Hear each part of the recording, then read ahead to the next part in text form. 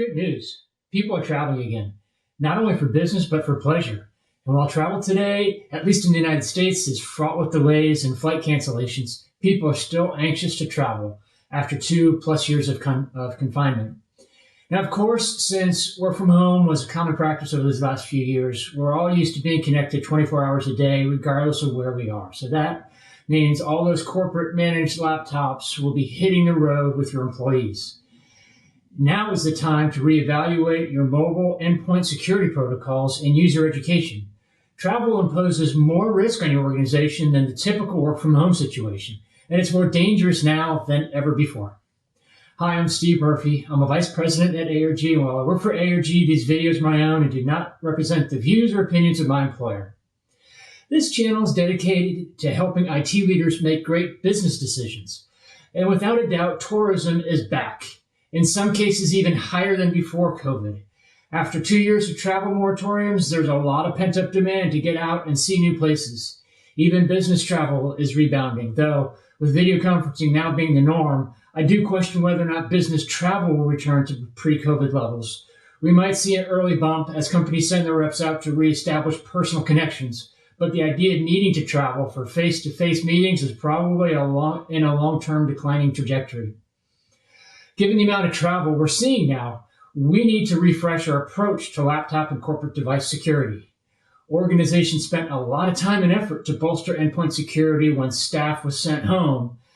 There was an immediate need to rush and provision new VPN licenses and to boost endpoint security, for example, but that was 2 years ago. And it's possible that the initial level of focus has yielded to other priorities, and many organizations may have even become complacent with their strategies. Travel, especially leisure travel, poses an enhanced risk.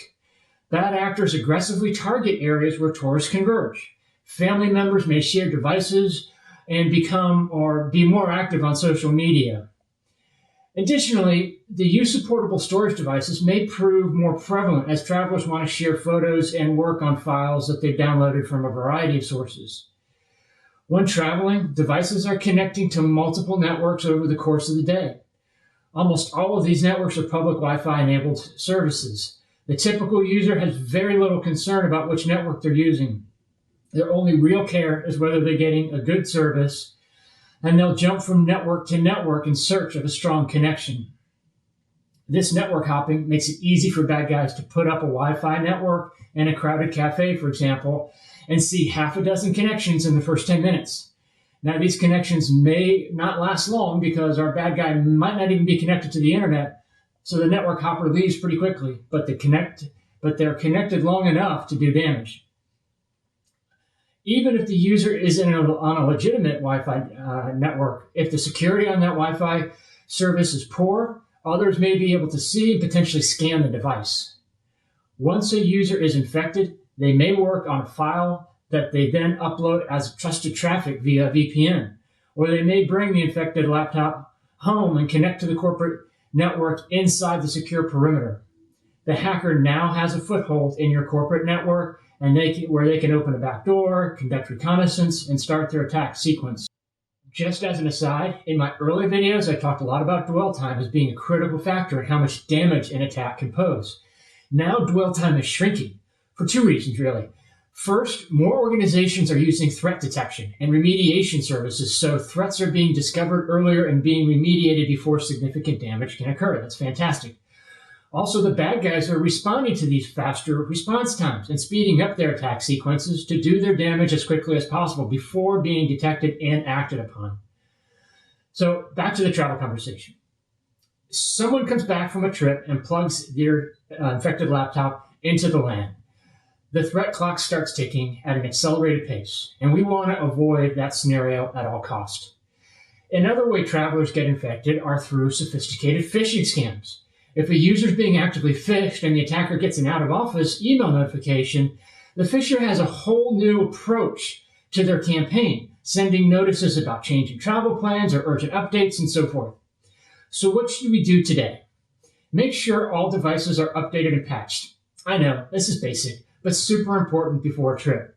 We want to ensure that not just the corporate laptop is patched, but ensure that all the user's devices, like cell phones and tablets, are updated. And not just the device itself, but the applications on the devices. Unupdated applications are the most common entry point of bad actors. Given the flow of information between devices, a weakness in one can translate into a weakness in all. From an employee education perspective, make sure users know not to download random apps on their devices. Traveling creates an environment where people feel the need to download things quickly when they don't have time or patience to fully evaluate what they're downloading. Whether it's a vaccination tracker for a particular country, or maybe it's a translation app or a virtual guide for their vacation, users must be trained on how to spot safe apps. Generally, those in an app store that have thousands or tens of thousands of reviews, for example, will be safer than the one that just has a few downloads.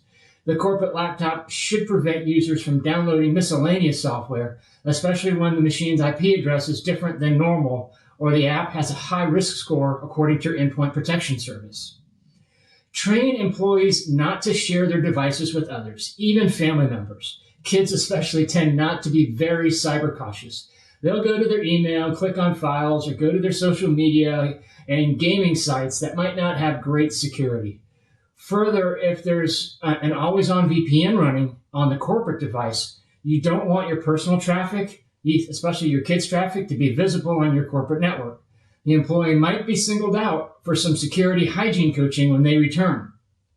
Of course, most people do not leave their computers unattended when they're in a public space, but it's best not to have your computer visible when you're in public.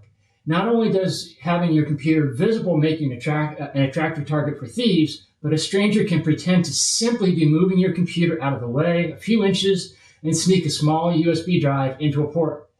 By the time they notice the foreign device, the computer is infected and the attacker is gone.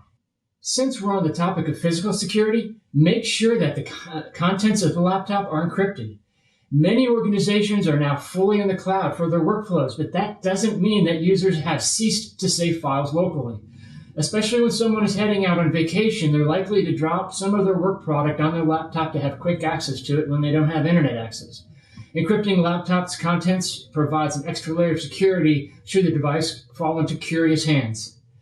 Make sure all devices are secured with a complex password, and your multi-factor authentication system is set up to notice a change of location for additional identity challenges.